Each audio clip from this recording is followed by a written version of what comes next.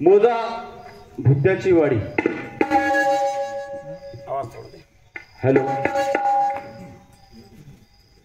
या पावन अशा पवित्र भूमीमध्ये तुम्ही गाववाशाने 2 भजनी मंडळाचा कार्यक्रम आयोजित केलेला आहे. माझी भजनी मंडळ हरिकृपा भजनी मंडळ मोजे राव धानोरा वाडी व तसेच गुरुकृपा भजनी मंडळ कोकटेगाव या 2 भजनी मंडळाच्या गाववाल्याने तुम्ही समावेश केलेला आहे. तसाच आद्यकवी वाल्मिक ऋषी महर्षी यांच्या जयंती निमित्तानं हा कार्यक्रम गाववाल्याने तुम्ही खूप असा अट्टहासानं घडून आणलेला आहे. या कार्यक्रमात घडून आणल्याबद्दल सर्व गाववासियाचं माझ्या भजनी मंडळाकडून आभार व्यक्त करतो. आणि आता आमचे दादा खूप काही सांगलेत आणि आता मी सांगत बसून तुमचा जास्तीचा वेळ घेईना. त्याने योग्य तेच सांगलेत, मी बी तेच सांगणार आहोत. पण त्याच्यामधून कमीत कमी वेळामध्ये तुम्हाला कसं ज्ञानरूपी अमृत पाजिता येते त्याचा आम्ही अट्टहास करता, त्याचा प्रयत्न करता. म्हणून जास्तीचा वेळ न घेता थेट मी माझ्या कार्यक्रमाकडे वळतो.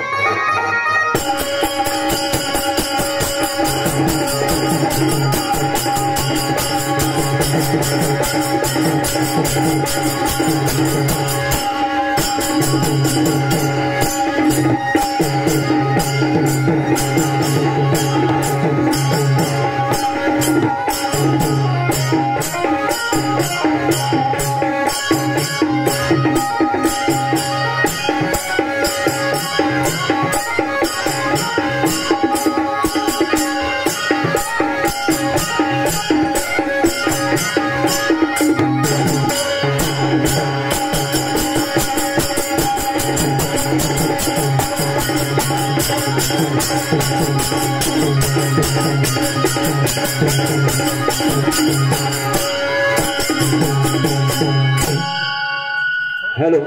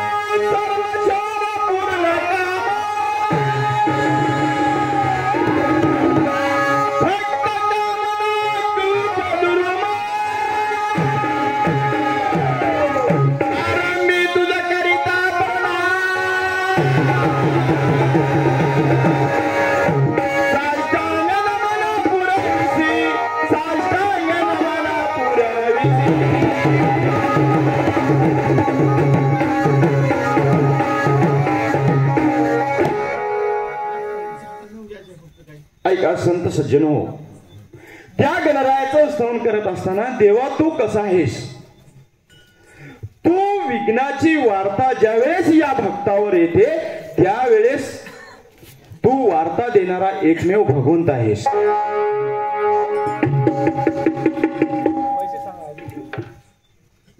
ऐका संत सज्जनो, आमच्या पाटील साहेबांकडून 101 पाटील सप्रम भेट दिलेल्या भेटीबद्दल पाटील साहेबांचे मनपूर्वक आभार. धन्यवाद धन्यवाद. पण त्या गणरायाचं स्तवन करत असताना देवा तू कसा आहेस, ज्यावेळेस भक्ताला दुःखाची वार्ता येते त्यावेळेस सांगणारा तू एकमेव भगवंत आहेस. या ब्रह्मांडाचा चालक मालक तूच एकमेव भगवंत आहेस. म्हणून पुढे महाराज काय म्हणतात,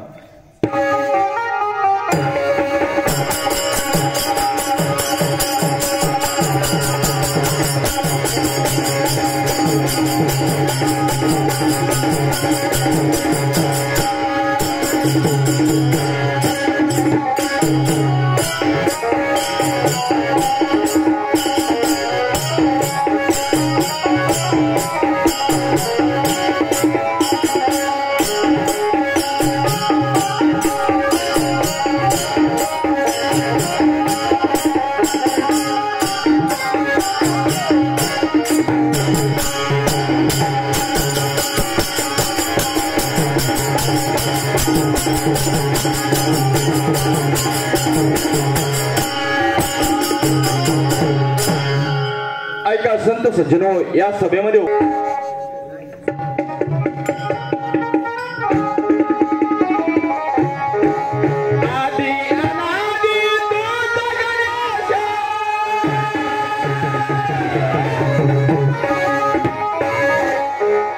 तू कसा आहेस? आधी अनादी आहेस. महाराज काय म्हणतात? आधी अनादी तूच गणेश, वंदन पहिले चरणासी.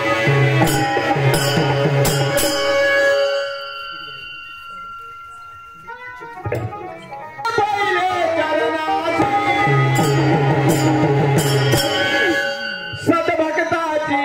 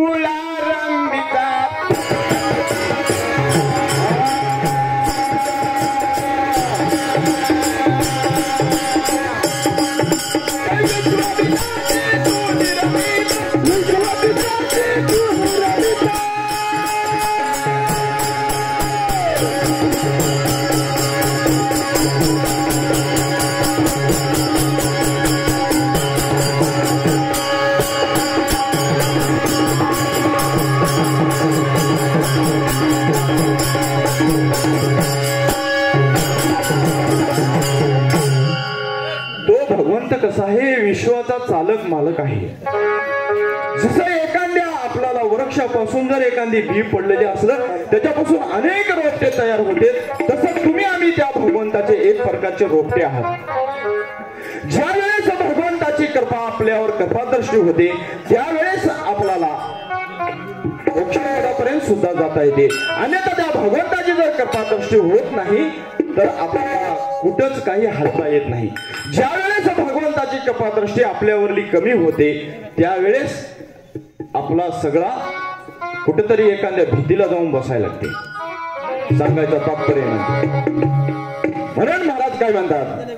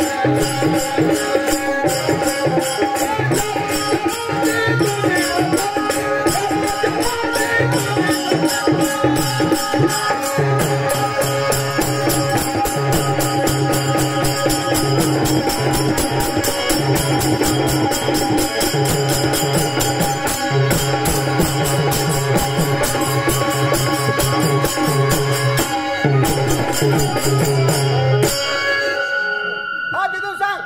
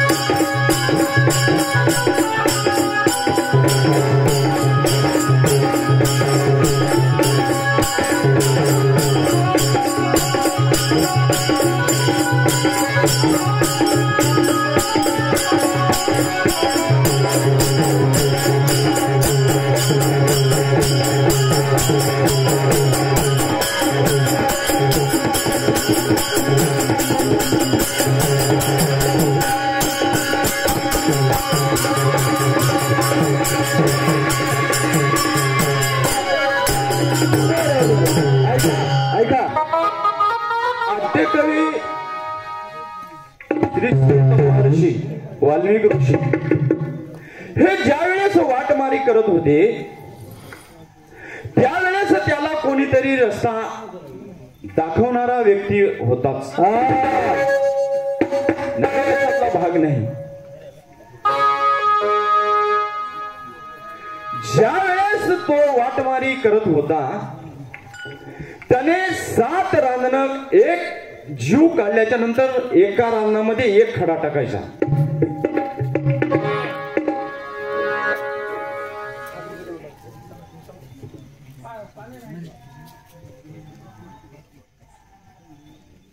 संतोषरावजी मारुतरावजी गड्डमवाड यांच्याकडून 11 रुपये, संतुका मारुतरावजी गड्डमवाड यांच्याकडून 11 रुपयाचे सप्रम भेट दिलेल्या भेटीबद्दल त्यांचे मनपूर्वक आभार. धन्यवाद. धन्यवाद.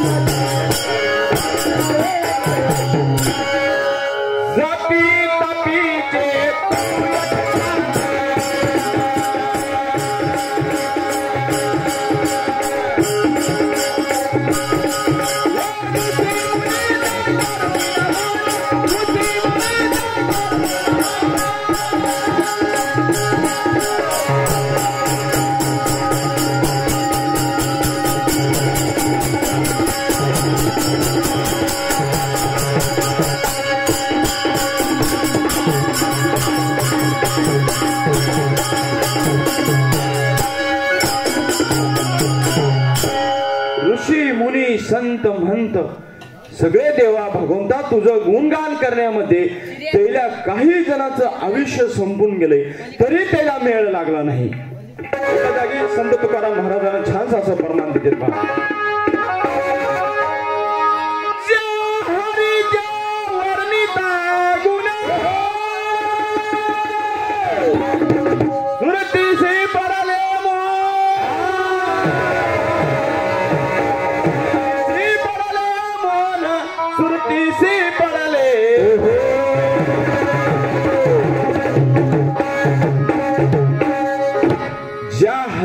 गुण गाता गाता ते वेद सुद्धा भांबवून गेले, सुरतीला सुद्धा मौन पडलं. तेव्हा भगवंता तुझ्या जर नामाची कीर्ती आम्ही आजमावला गेलं तर या पृथ्वीचा जरी आम्ही कागद केल्या आणि समुद्राची जरी साई केल्या लिहायला बसलं तरी ती अपुरीच पडते. असा एकमेव तू भगवंत आहेस. म्हणून महाराज काय म्हणतात,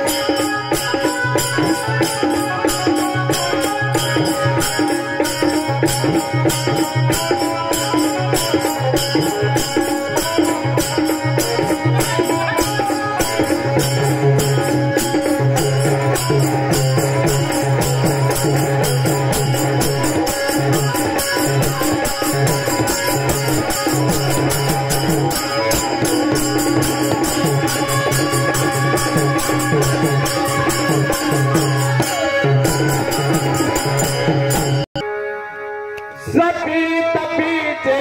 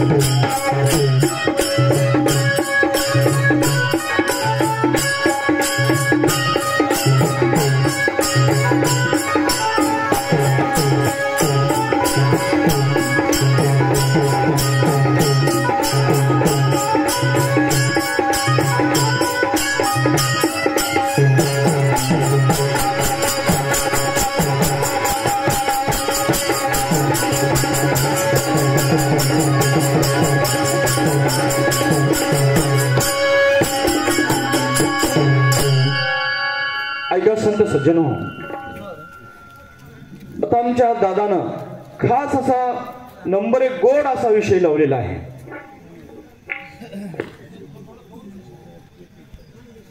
आता या प्रसंगी आमचे ते मटे दादा होता आणि दादानं गाव बघून खास असा विषय छानसा विषय लावलेला आहे, मन आणि माया. म्हणजे या दोन विषयाला बघत असताना आता त्याने वाटणी केलेत अगोदर मी उचलायचा इसा. मग मी काय करतो, दादाला माळाकडलं देतो, मी जे हवेला आहे ते मी ठेवून घेतो. तुम्ही ऐकणारे श्रोते मंडळ एवढंच करा, पुन्हा दादा इसा बदलल याची तुम्ही काळजी घ्या. हा, माझ्या ईशाला मन राहील.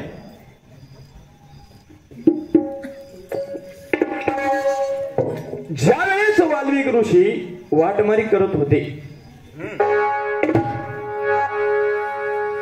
त्यावेळेस एक जीवाची हत्या केल्याच्या नंतर एक खडा जाऊन त्याने रानामध्ये टाकायचा. असे त्याने 7 रांजणं भरले.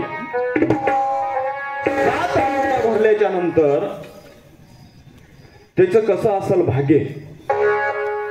त्यावेळेस नारद मुनी स्वारी करत त्यांच्या जवळ गेले.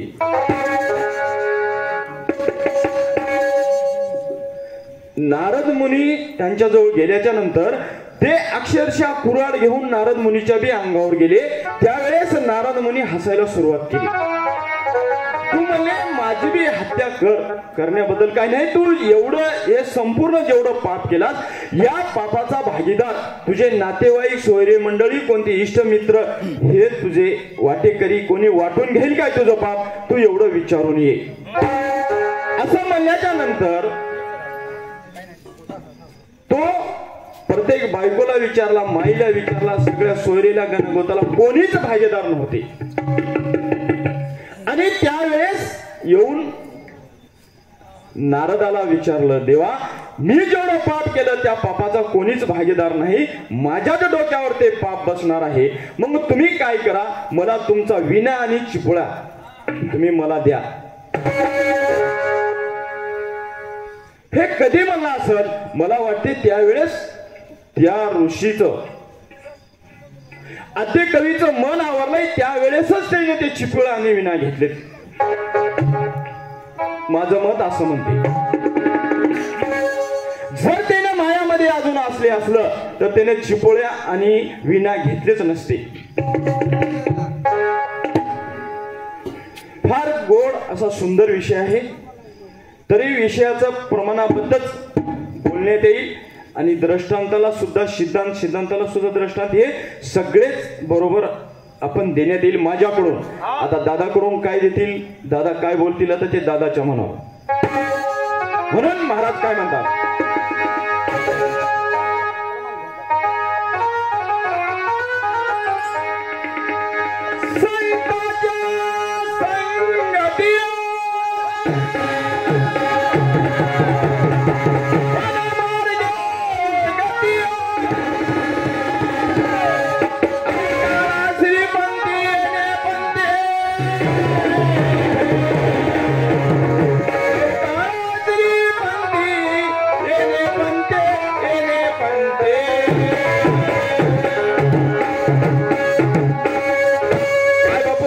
संतांच्या जर सानिध्यात जायचं असेल तर आपल्याला मनाला आवरणं फार गरजेचं आहे. म्हणून पुढे महाराज काय म्हणतात, ऐका, गोडी घेऊन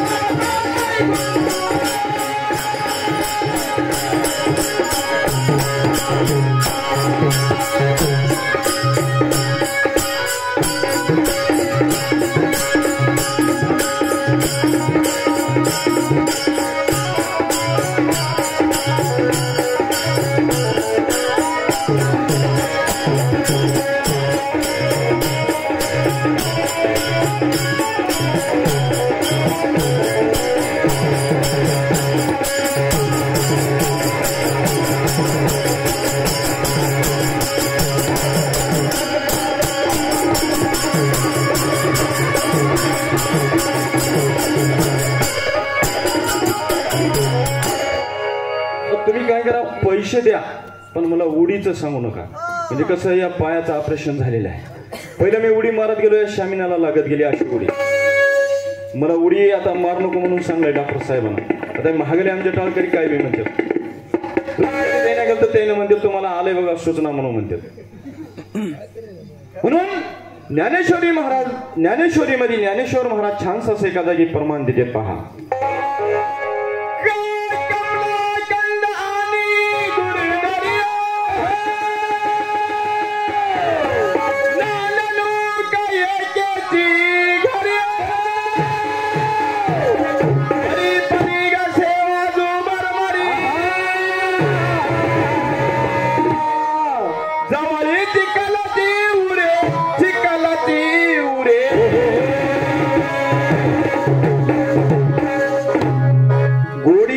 मकरंदाची बरमर पडालाय गुंतून. ज्यावेळेस चिखलामध्ये कमळाचं फुल राहते त्या कमळाच्या फुलाच्या बुडाला बरमर नावाचा कीटक त्या कमळाच्या श्वासासाठी तळमळ करत असतो आणि एका बाजूला बेडूक हे त्या कीटकाची अपेक्षा करत असते. तसं या संसार रूपी जो जीव आहे त्या बेडकाप्रमाणे त्या कीटकाच्या आशेमध्ये शेवटी त्याला चिखलच उरते. मग या संसारूपी जीवानं जर आपल्याला त्या भगवंतापर्यंत जायचं असेल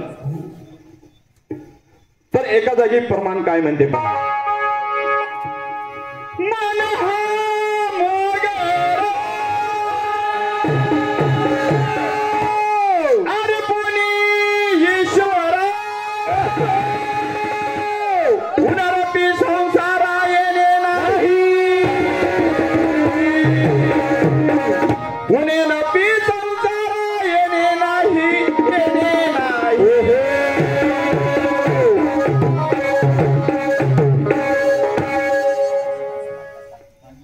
जर त्या बेंडकासारखी जर स्थिती व्हायची नाही गेली तर आपल्याला मन आवरून त्या भगवंताला मनाचा आपल्या मोगरा करावा लागते आणि त्या भगवंताच्या चरणावर आपलं मन ध्यान चित्त लावून एक भगवंताचं नामस्मरण करायला लागते. ऐका हे मोगरा अर्पून ईश्वरा पुनरुपी संसारा येणे नाही.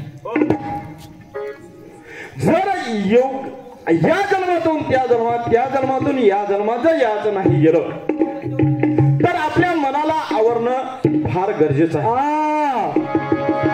मन तुम्हाला सांगतो मी एवढं आहे मनाला काही लय अवघड आहे मनाचं. मग मनाला जर आवडलं तर तो भगवंत आपल्याला मोक्षपदाला नेल्याशिवाय राहत नाही. म्हणून महाराज काय म्हणतात गोडी घेऊन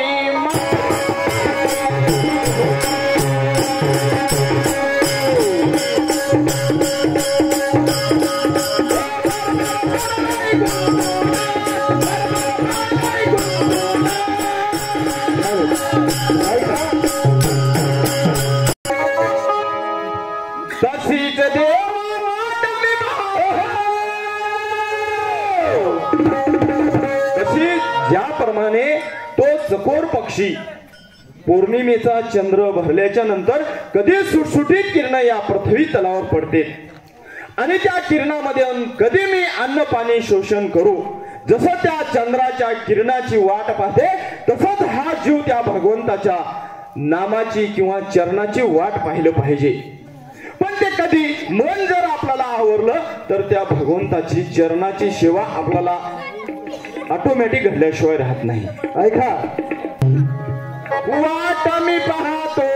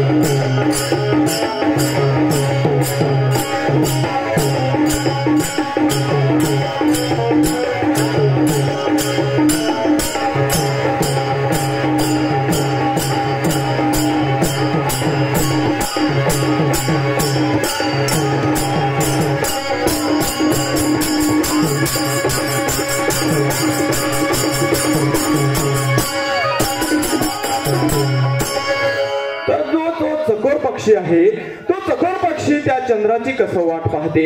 आता तुम्हाला सांगतो मी, चातक पक्षी आहे. तो चातक पक्षी कोण्या बोरचं, विहिरीचं, कोण्या नदीचं, कोण्या गंगेचं पाणी पित नाही, तर तो चातक पक्षी वरच्या वर झुलून पाणी पितो. त्याला चातक पक्षी म्हणतात. तुकाराम महाराजांना एका जागी छानसा असं प्रमाण देतात पहा.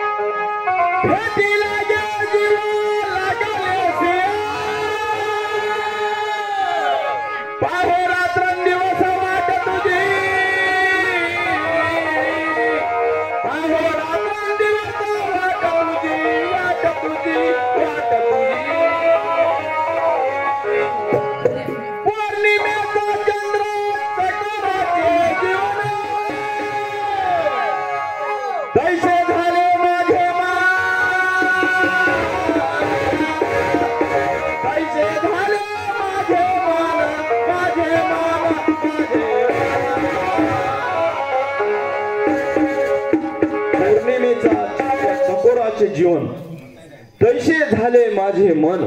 जोपर्यंत त्या चकोर पक्षाप्रमाणे, चातक पक्षाप्रमाणे माणसाचं मन होत नाही, तोपर्यंत भगवंताची भेट होणे हे शक्यच नाही.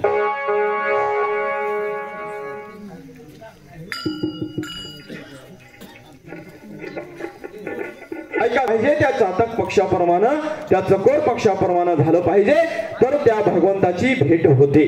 या मनाची जर झाली तळमळ तशीच तर. म्हणून महाराज काय म्हणतात,